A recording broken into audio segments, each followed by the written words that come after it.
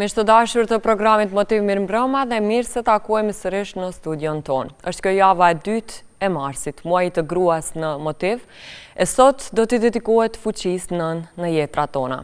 Instikti vetë më i fuqishëm se ai i mbijetesës është instikti i amësisë. Gratë që marrin këtë rol me kaq forcë, dashuri, mirësi dhe vetmohem janë figura qëndësore në ndërtimin ton emocional dhe njerëzor.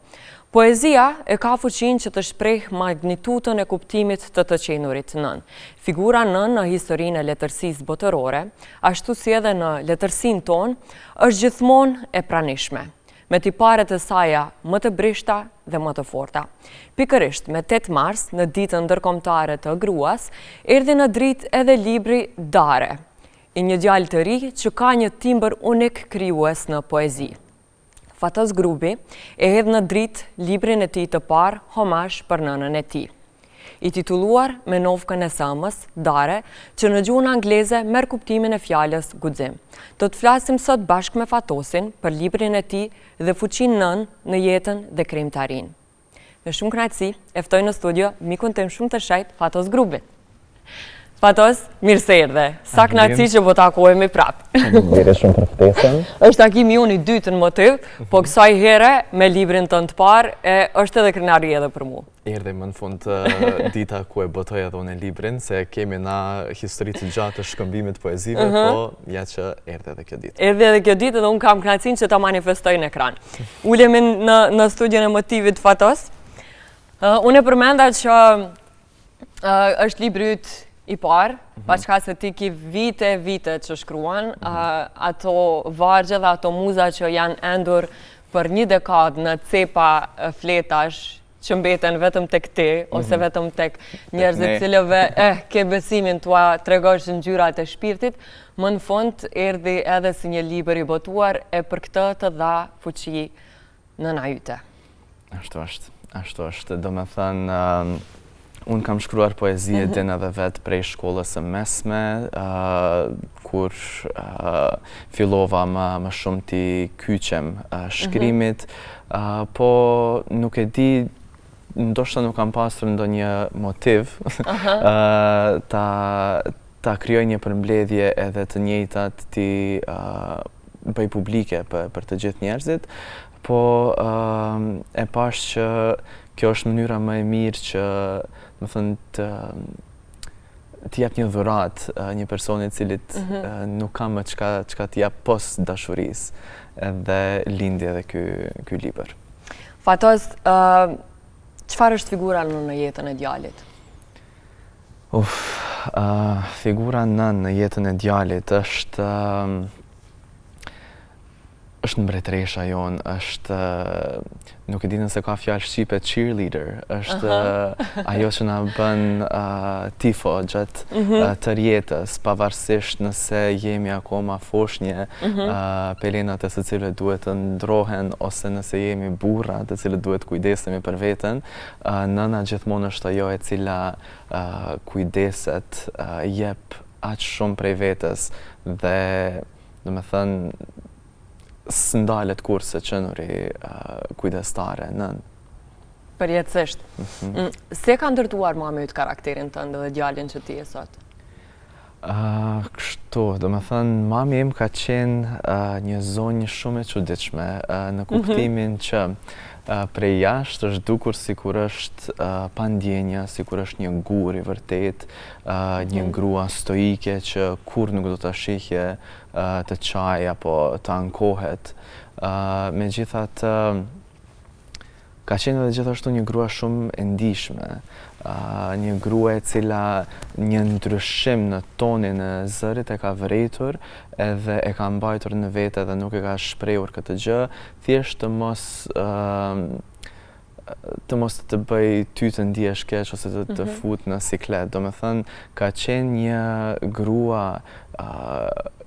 e ndërlikuar, e fort, e brisht, e ndjeshme, stoike, e but, ndonjëherë edhe e vrazhd. Të gjitha këto tipare kam arritur ose jam munduar të paktën t'i inkorporoj edhe unë në nivelet ndryshme në personalitetin tim. Edhe e shoh tash se në momente të caktuara del një pjesë e saj prej meje edhe më kujton që ajo akoma jeton në mua, në ata që ka lënë pas, në ata që e mbajnë mend, por vazhdon kujtimi i saj. Fatos, ne që merremi me këtë botën e shkrimit edhe guxojmë me nxjerr diçka prej vetes në letër, derën e parë tek e cila shkojmë për t'i tregu ato, si që quajmë ne shkaravina tona, është nëna. Çfarë raporti ka pasur nëna jote me poezitë e tua? Do të thënë, e mbaj mend akoma poezinë e parë të cilën jam pata lexuar, edhe më duket ka qenë duke gatuar diçka, një drekë të dytë, pasi që kemi qenë fëmijë mjaft buzhol kur vje puna për ushqim, edhe nuk i kushtoj shumë rëndësi poezisë, vetëm pyeti, okej, shkoj dhe bënu gati për bukë.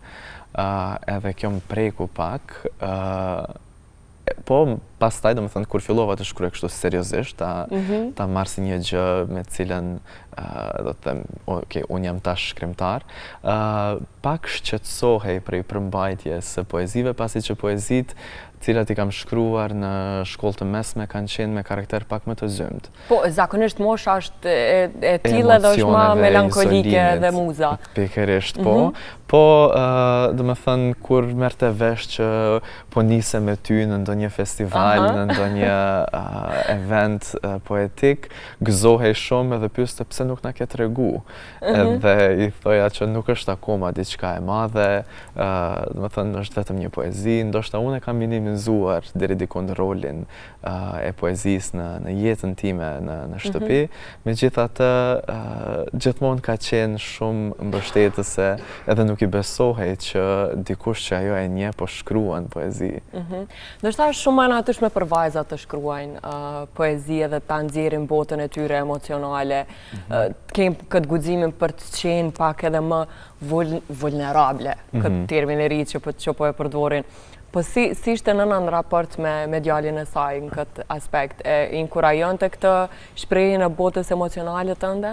Po, domethënë nuk ka qenë një grua e cila më ka ndalur shumë gjëra, në fakt unë edhe si fëmijë ndoshta prej vetë natyrës kam qenë pak më introvert, një djalë i cili ka ndenjur brenda edhe ka shikuar televizor pak më shumë, kam lexuar enciklopeditë që rastësisht i kam pasur në shtëpi. Ka qenë mamja ajo e cila më ka shtyrë, domethënë, të shoqërohem pak, të krijoj në një rrjet të njerëzve, të miqve. Kështu që nuk është sikur më ka demonizuar këtë ndjeshmërinë. Ndoshta që tash në mënyrë retrospektive kur e mendoj, ndoshta edhe e ka vërejtur të njëjtën ndjeshmëri që e ka pasur ajo, edhe por kohra të ndryshme nuk ka pasur ajo mundësinë që ta shpreh ndjeshmërinë e saj, kështu që ndoshta nuk ka dashur ta bëjë të njëjtën me mua, ka dashur të më lejë të jem fëmia i ndjeshëm që gjithmonë kam qenë. Na ndaj një kujtim frymëzues që ke pas me nënën në relacion me poezinë? Nana ime çante gjithmonë. Sidomos poezitë që kishin subjekt vetë atë, vetë nënën, ishte shumë fish më emocionale, sidomos kur e shihte vetveten tani të, si me thënë, të përshkruar në për ato vazhdet e mia. Jo, unë nuk mund të them që kam pasur një përvojë tillë fatkeqësisht me mamin, ndoshta sepse normal është ndryshe raporti bie dhe nënë, birë dhe nënë. Megjithatë, ja pa ta treguar një poezi katarz, nëse nuk e ke lexuar ti këtë, ja pa ta treguar atë edhe u mahnit prej asaj që kam arritur t'i përzi, domethënë, letërsinë edhe mjekësinë, sepse aty i kam përmendur edhe disa gjëra cilat i kam mësuar prej shkollës së mesme të mjekësisë, edhe vetëm e di që gëzohej që po ndërmarr edhe po bëj disa iniciativa të ndryshme, edhe pse atëherë libri nuk ishte askund në horizont, prap ishte krenare me faktin që djali i saj po shkruan diçka dhe pastaj mund ta përdorte këtë si një ashtu ekstra mburje tek tezet apo tek familjarët. Po. E cili është mësimi më i madh që të ka dhënë nëna, sidomos në aspektin e lirisë tënde edhe guximit për të qenë i lirë? Se jo më këtë edhe ky libër e ka marrë titullin Dare që në anglisht do të thotë guxim. Shifet që është një element që e ka nxitë këti. Po, do me thënë, ajo që kam mësuar më shumë ti prej mamit është që ndjeshmëria është forcë, që ndjeshmëria me të vërtet ta jep atë fuqinë që mos t'i lësh gjërat e këqija që të ndodhin në jetët ndalin. Nëna ime, siç e përmenda, ka qenë një grua e cila nuk ju është hapur secilit njeri. Ka qenë një grua e cila nëse ke pasur atë fat ta njohësh, nuk e patur zgjidhje pos ta duash. Edhe shpesher na tregonte për jetën e saj në Gjakov, pastaj edhe për mënyrën se si është rritur, për humbjet të cilat i ka përjetuar në jetë. Ajo gjithashtu ka humbur prindërit në një moshë të re, domethënë në të njëjtën moshë si unë në fakt. Është kjo një gjë tjetër e cila na lidh fatkeqësisht dhe prej kësaj kam mësuar që një person i cili ka pësuar kaq shumë dhimbje mundet të jetë një person i cili e ndjen lumturinë me shpirt, edhe buzëqeshja e saj kur nuk është zbehur. Domethënë, unë kur nuk e kam vërejtur dhimbjen e nënësime, vetëm për fakt të asaj që lumturinë që e ka ndje ajo, ka qenë gjithmonë e tërësishme edhe e sinqert, edhe e ka ndatë me neve. Sa imazh i bukur i nënës. Dua ta lexoj dedikimin fatos. Në kujtim të dashur të nënësime, Didare Zeka Grubi, mos harrofsha kurrë ta mbush asgjën e mungesës sate me bashllëkun e dashurisë që ma fale. Çfarë muze ka qenë nëna për ty? Çfarë vendis dhe ajo tek krimi jot? Po, domethënë, unë as nuk e kisha vrejtur se sa shumë më ndikon nëna ime deri në momentin që iku. Domethënë, gjithmonë e kam parë si një prezencë, si një fuqi e cila nuk do të zhduket asnjëherë. Këtë bindje gjithë e kemi për nanat. Mendoj nuk do të them fatkeqësisht për shkak se është mirë ta shohim si një person i cili është i plot fuqishëm edhe që gjithmonë do të jetë aty me ne, por nuk u dihet gjërave në jetë, prandaj edhe ajo që dua ta përcjell tek njerëzit është që mos të druhen të thuan të dua, ose t'i japin një përqafim nëse kanë raport të tillë me nënat e tyre, domethënë mami, domethënë vetëm pasi shkoi e vërejta dashurinë të cilën e ka dhënë aq lirshëm, aq pa rezerva, kjo gjë më inspiroi edhe të shkruaj disa poezi për të, duke i procesuar ndjenja që më vishin val pas ndarjes nga jeta. Domethënë ishte momenti i mosbesimit, momenti i bërjes treg me atë, kthehu nëse unë do e bëj këtë gjë për ty, kthehu të paktën në ëndër të shoh. Ka qenë një proces i vështirë, megjithatë në secilin moment ajo që më ka nxjerrë prej humnerës, do të thosha ka qenë dashuria e saj, edhe kujtimet e bukura që i ka lënë pas, edhe që jam me fat që i kam. To si unë kur kam emocione nuk artikulohem dot, edhe pse goxha i thash vetës në shtëpi që do e lexoj unë poezinë, do ta lë ty, Unë kam zgjedhur një që në këtë moment të bisedës ma jep krejt kuptimin e kësaj rrjedhshmërie, nuk më the ku me të gjetë. Të lutem. Regjia po na ndihmon me muzikë, faleminderit Regjia. O drita e syve të mi, unë ngute me ikë, por ka dalë, dorën e ke në timen. Nuk të lëshova hala, se nuk më the ku me gjetë. A me të lypë në basereve të bardha, t'u lodru e lirë, e bardhe dhe ti, o si e struk në të shtëpiz në malë, që e ndrojshe sa e sa, veç na e natyra. Jepi, shtrëngoma edhe ti dorën, më bëj që ti fshi këto fjalë, le t'jenë veç shkarravina, tym që zhduket kur ky ankth të mbaroj. Zgjom ti se nuk po mundem unë ty, kur ka që qetë dukesh. Faji dësh nuk më le me të thanë. Kthehu, edhe për një frymë, të ti përsëris ato fjalë që ti putha në balë çdo natë.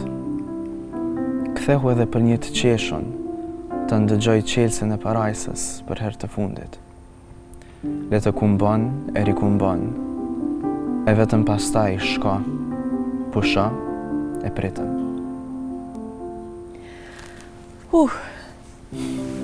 Zgjom ti, se nuk po mundem unë ty. Një varg që e mbledh me dy krah gjithë dhimbjen që lën nëna pas. Çfarë lën nëna pas ikjes Fatos?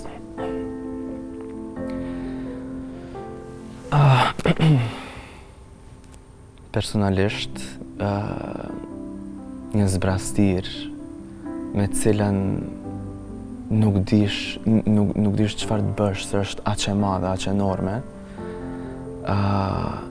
Është sikur dielli të perëndoj në mes të ditës, edhe të mos ish i sigurt se do të lindë sërish.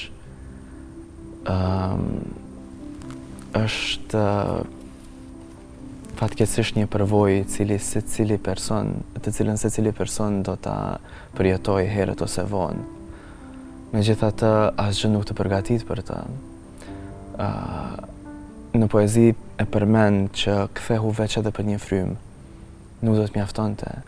Asgjë nuk do të mjaftonte. Domethënë, një frymë, 100, 1000 fryma nuk do të ishin mjaft që ti them, ta bind, t'ja rikujtoj se sa e dua, sa e desha dhe sa do të vazhdoj të dua deri në frymën time të fundit. Domethënë, është një humbje ekstreme madhe, e cila ta kujton se sa shumë edhe sa thellë dikush ka ditur të doj, edhe ke ditur të duash, ndoshta edhe pa vetë dije. Fatos, ky libër, sidomos poezit për nënën, ashtu si që lexova dhe përjetova unë, ishte një udhëtim ciklik. Ky cikël fillonte me kur fillon jeta, poezin kur fillon jeta, ngjiteshte tek shkallët e parajzës, hapronte në për poezi tjera, edhe përfundon me Lam të mira. Sa të ka ndihmu poezia në krejt këtë periudhë për ta tret dhimbjen e ikjes nënës? Çfarë roli ka luajtur poezia për ty? Poezia më ka ndihmu ti kaloj fazat të cilat i kalon secili personi i cili përjeton një humbje kaq të madhe. Domethënë, është faza e parë ku akoma je në shok, ku akoma nuk të besohet se çfarë ka ndodhur, ku përpiqesh ta rishkruash realitetin edhe ta ndryshosh fijen e fatit. Pastaj vjen mlefi, domethënë mlefi ndaj padrejtësisë së botës. Unë kisha mlef edhe ndaj vetë nanës, domethënë ishte një ndjenjë aq fëmijërore, të cilën nuk prita ta ndjej në 20-tat e mia të vona. Ishte njëjtë ai frustrimi i një fëmije, pse ike, si guxove të ikësh, si guxove të na lësh. si nuk të dhimbsëm. Do me thënë, janë të gjitha këto mendimet fëmijërore, këto mendimet të dhimbjes, të cilat patjetër duhet të ndihen dhe të tejkalohen. Pastaj ishte edhe ndjenja e pranimit. Do me thënë, kur vjen momenti i pashmangshëm i asaj që ky person më nuk është me ne, megjithatë kjo nuk do të thotë se dashuria ka ikur, nuk do të thotë se kujtimet kanë ikur, nuk do të thotë se jeta përfundon me kaq. Do me thënë, nuk kalon ditë, së shpejti do të bëhen 5 vite që ka ndruar jetë, dhe nuk kalon ditë që unë nuk e mendoj atë, me çdo fjalë që e shkruaj, e ringjall, e kthej edhe për një moment, për disa sekonda, për aq kohë sa më duhet që ta shkruaj një poezi për të, është gjithmonë me mua. Do me thënë, është vetëm zhvendosur prej divanit ku e ka pasur vendin në poezitë tua. Në poezitë e mia dhe në hapësirën e zemrës time. Poezia merr fuqi prej dhimbjes. Gjithë poetët më të mëdhenj në botë, po edhe kryeveprat më të mëdha janë kriju prej dhimbjes. E ka poezia këtë fuqi fatës që ti rikthej njerëzit brenda nesh? Ose ti bëj të jetojnë brenda nesh? Po, do me thënë, përmes poezisë, unë arri të ndjej sërish, rrahjet e zemrës e saj, arri të ndjej të qeshurën e saj, rrudhat të cilat ja la aty në fytyrë, ose mërzia, ose buzëqeshja. Do me thënë, me shkrimin e poezive e takoj sërish një verzion të ri të saj, qoftë në fëmijërinë e saj, qoftë në momentet kur ishim bashk edhe të lumtur, qoftë edhe në momentin kur më la vetë, edhe tani më në fund kam arritur të një pikë ku nuk ja zë për të madhe, ku nuk e fajsoj. Është një përvojë të cilën të gjithë do e përjetojmë, të një fazë të jetës, të cilës as pak nuk mund t'i ikim. Edhe tash e vetmja gjë që më mbetet është ta falenderoj për gjitha dashuri, për gjitha ato kujtime, për gjitha ato të qeshura, të cilat na i fali përderisa ishte këtu, edhe të vazhdoj të jetoj edhe të krijoj me të në mendje, në mënyrë që ajo do të ishte krenare me ata që kalon pas. Vetëm nëna shumë të forta, din të rrisin djemë që kanë këtë liri shpirtërore edhe këtë guxim për të shpreh krejt botën emocionale brenda atyre. Edhe uroj që çdo nën ta nxjisë këtë gjë tek djali, tek biri i vet. Fatos, unë në hyrje përmenda që nëna ka qenë gjithmonë një figurë e rëndësishme në krimtarinë letrare, qoftë tonën kombëtare apo edhe atë ndërkombëtare, sepse është vetë nëna muc shumë e fuqishme. Madje Kadareja ka edhe një vepër shumë revolucionare që është Kukulla, ku për herë të parë nuk idealizohet ndoshta figura nën, po vjet në pikpyetje edhe një qasje ndoshta pak konfliktuoze për brezin e gjeneratave. Si mendon ti se është pozicionuar figura grua dhe figura nën përgjithsisht në letërsi? Mendoj që fatkeqësisht në letërsi është trajtuar më shumë si sakrificë të qenurit nën. Nuk shihet ajo sikur, ndoshta edhe vetë në veprën time, e cila lindi pas vdekjes. Ikjes së nënës, po. Do të thotë, shihet më shumë si sakrificë, sikur dikush që jetën e vetë e lë në pauzë për t'u marrë me jetën e dikujt tjetër, në vend se dy jeta të cilat gërshëtohen së bashku. Megjithatë, nëse arrim të krijojmë, nëse arrim të të gjejmë një mënyrë për të bashkëjetuar, që të jemi prezent. Do të thënë, edhe kur një djalë i vogël vjen me një poezi tek nëna e tij, ajo të mundet ta kapet dhe t'i thotë bravo, çfarë ke bërë, lexome edhe mua si u lexove mësueseve në shkollë. Edhe djali pastaj të mundet t'i ndihmoj nënës së tij. Do të thënë, të jemi prezent edhe të kuptojmë se si momenti i tashëm nuk ka tjetër. Edhe ndoshta kjo do të na mundsonte që dashurinë ta ndjejmë në atë moment. Do të thënë, mos të presim që ajo të ikë, që ta shohim rëndësinë edhe vlerën e saj, por thjesht, do të thënë, ta shijojmë përderisa e kemi akoma në dur. Nuk e di nëse do të kishte pasur një mënyrë tjetër se si do ta trajtoja unë lidhjen e nënësime. E shoh atë edhe akoma e shoh si një grua tepër të fortë. Edhe di që identiteti apo roli i nënës ka qenë një pjesë përmbushëse e saj.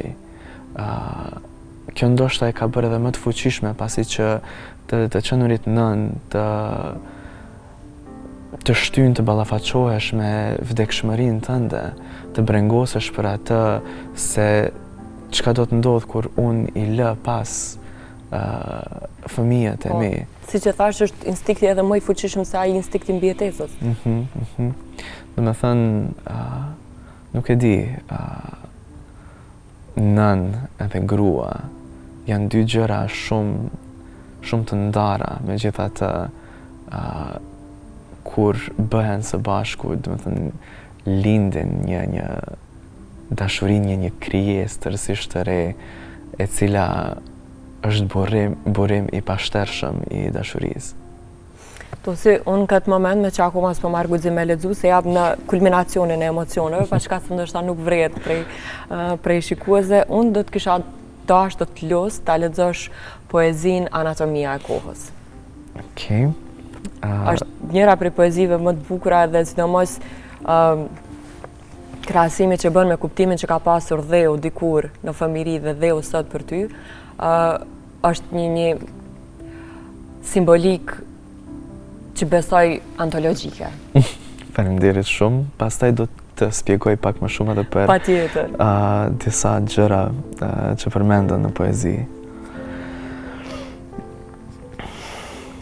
Ta kisha një thikë të mprehtë, e kisha prej mendjen si trungun e një druri, për t'ja pa unazat e viteve.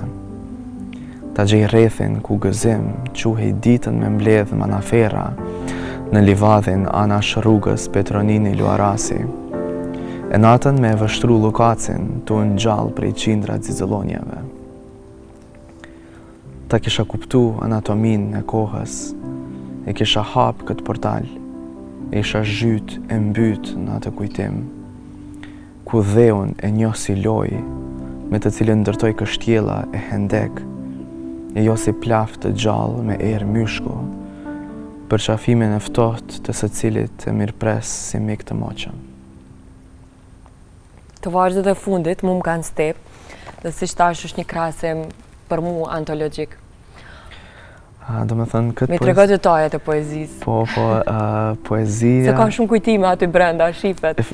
Janë të fshehura dukshëm, megjithatë mami ka qenë, ka lindur edhe është rritur në Gjakov, edhe kuptohet që të gjitha verat, unë kam qenë me të tek shtëpia e dajes edhe tezës, edhe kemi ndenjur bashkë me fëmijët e dajes, kemi mbledhur manafera cilat rriteshin në një fush afër shtëpisë së dajes, ndërsa natën, pasi që ishte një vend me një natyrë tepër të bukur, mbushej përplot me zizëllonja, të cilat ka ndoshta një shekull që nuk i kam një dekadë të cilat nuk i kam parë.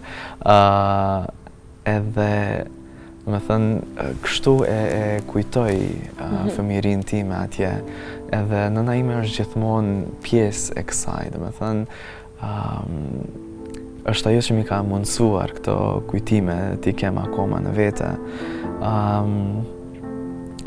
Ndërsa po, fakti se dheu tani merr një kuptim krejt tjetër, është thjesht mënyra e ndryshme se si i shohim disa gjëra edhe si një gjë mund të ketë kuptim të dyfisht, të trefisht, të shumëfisht, por megjithatë nuk është gjë prej cilës duhet të kemi frikë, por vetëm ta mirëpresim në çfarëdo forme që vjen. Edhe derisa vjen, siç e the edhe mesazhin më të bukur që mos e mbani dashurinë brenda, po thuajeni dhe shpreheni përderisa njerëzit janë këtu. Ma kalo pak librin, t'lutem. Kopertina është jashtëzakonisht e bukur. Do të kisha dashur regjia ta fokuson pak tash në këto momente sa unë e mbaj në duar. Ky dorëshkrim, pra i fjalës Dare, ose siç është edhe nofka e nënës tënde, është vetë dëshkrimi i nënës. Po. Si e kishe ruajtur fatos? Dhe me thënë, në muajt pasi ndroi jetë mami, me motrën ishim duke i pastruar gjërat e saj, edhe gjetëm një fletore në të cilën ajo i kishte shkruar recetat të cilat ose ja kishte përcjellur nëna e saj, ose ka marrë prej tezeve, ose i ka shpikur edhe vetë, edhe në fletën e parë kishte shkruar gatuesja Didare Grubi.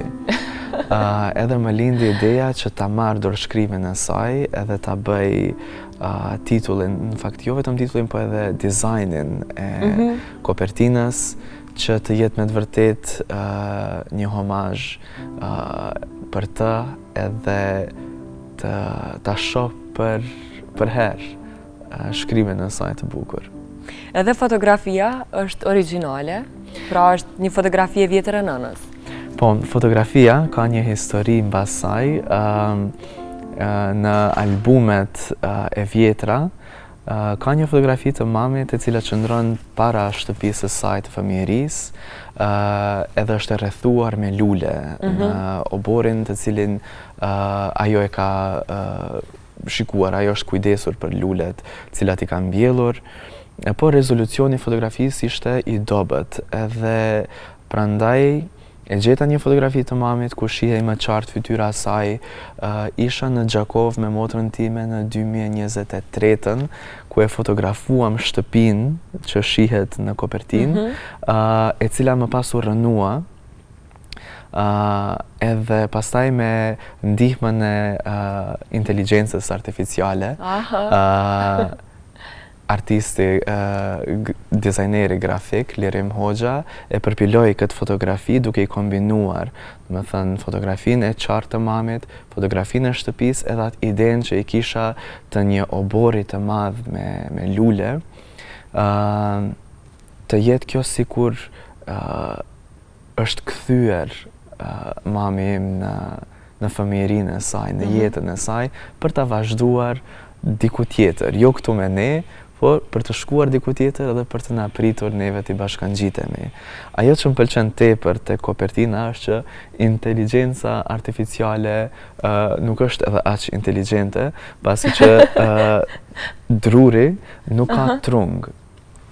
Ndoshta ky detajl është humbur gjatë përpunimit të fotografisë, megjithatë i jep një efekt vezullues edhe të ndërtar fotografisë, sikur disa ëndra në cilat jo gjithçka ka kuptim. Kështu që me të vërtetë më pëlqen tepër se si ka dalë, ka tejkaluar gjitha pritjet e mia, fotografia me shtëpinë, me dorëshkrimin e saj, me emrin e saj.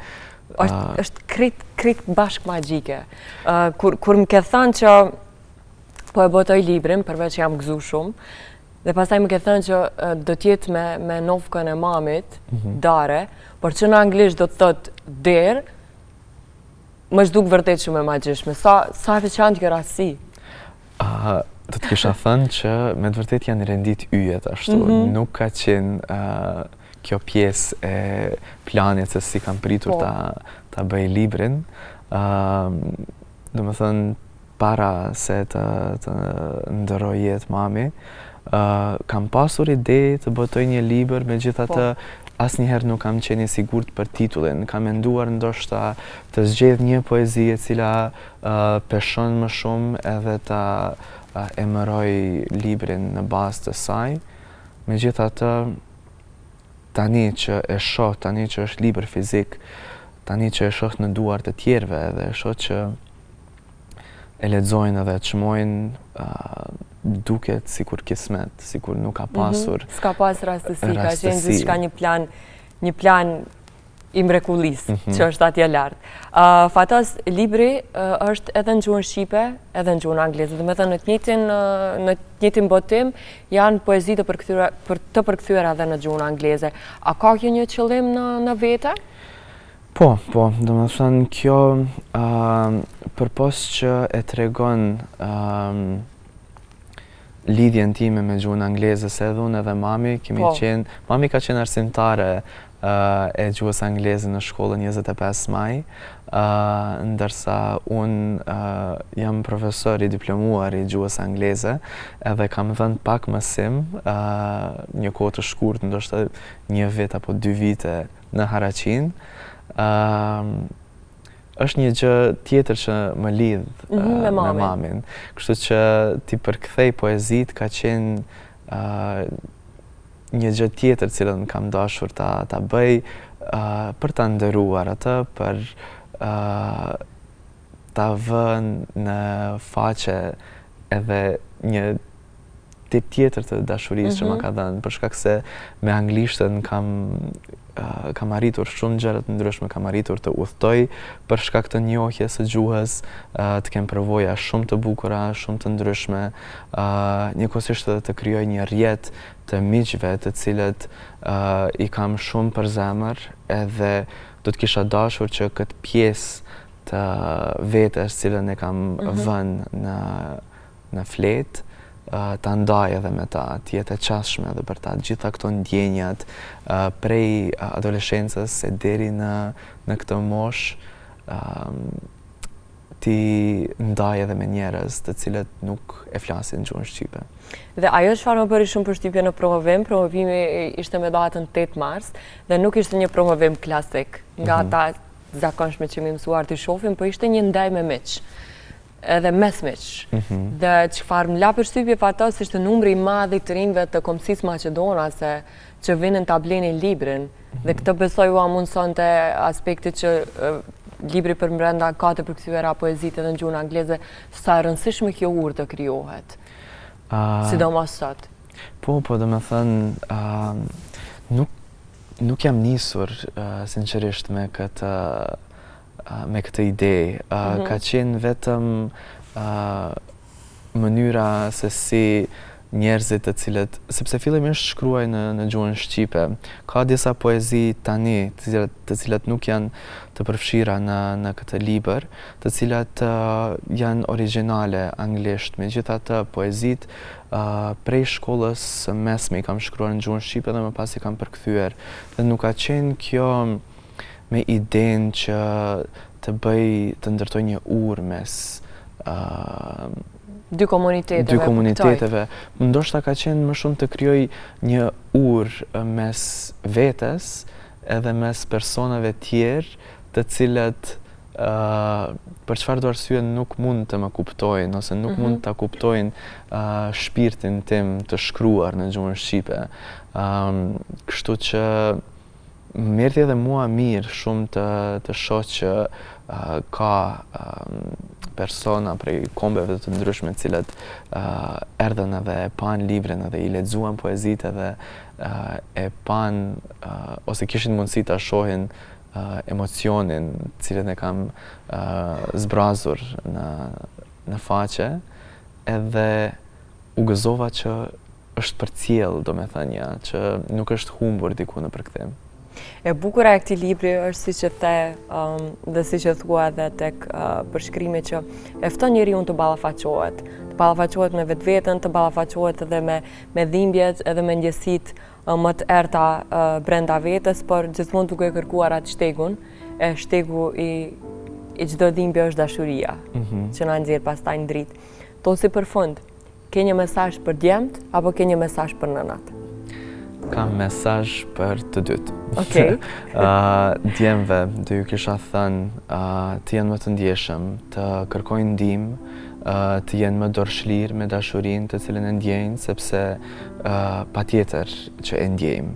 Vetëm se ndonjëherë ndoshta për shkak të disa konstrukteve shoqërore ndihemi sikur ta shprehim atë është një dobësi, është e kundërta. Domethënë, të shprehësh dashuri është të mos kesh frikë prej fjalëve të huaja, të mos kesh frikë prej gjykimit të tjerëve, por të qëndrosh besnik ndaj asaj që ti e ndjen, edhe asnjëherë nuk është gabim të japësh dashuri. Ndërsa për nënat, do të kisha thënë mësojni djemt të janë pak më të pavarur. Përqafoni pak më shumë. Se ndoshta tash do të jem pak pesimist nëse u them përgatituni për atë që vjen. Megjithatë, jepuni të gjitha momentet e bukura që mundeni, pasi që do vije koha kur ndarja e pavitueshme do të ndodhë, edhe le të jenë të butë, le ta marrin dashurinë tuaj edhe ta përcjellin më pas në tutje. Ose, faleminderit shumë për këto mesazhe që gjithmonë për skajndjesisë edhe thellësisë emocionale e kanë gjithmonë mpretësinë e mendimit tënd që unë ty ta lakmoj shumë. Të faleminderit shumë që ke pas guximin për ta nda librin me neve, për ta sjell këtë libër mes neve, dhe faleminderit shumë që erdhe sot në Motiv dhe i ndave gjitha emocionet që mbase nuk janë thënë te libri. Faleminderit shumë Arlinda për ftesën, faleminderit për dashurinë, ndaj fjalëve, dashurinë që ma ke treguar që gjatë këtyre viteve, edhe që më ke shtyrë që të shkruaj. Do të thënë, ke gisht edhe ti në këtë botim. Sa e lumtur jam për këtë gjë. Nëse është ashtu. Faleminderit shumë Tosi. Miq të dashur, po përmbyllim këtë edicion mbushur me shumë kuptim, dashuri, fjalë, emocione të shejta për më të shejtat tona, nënat. Deri në javën tjetër, mirupafshim.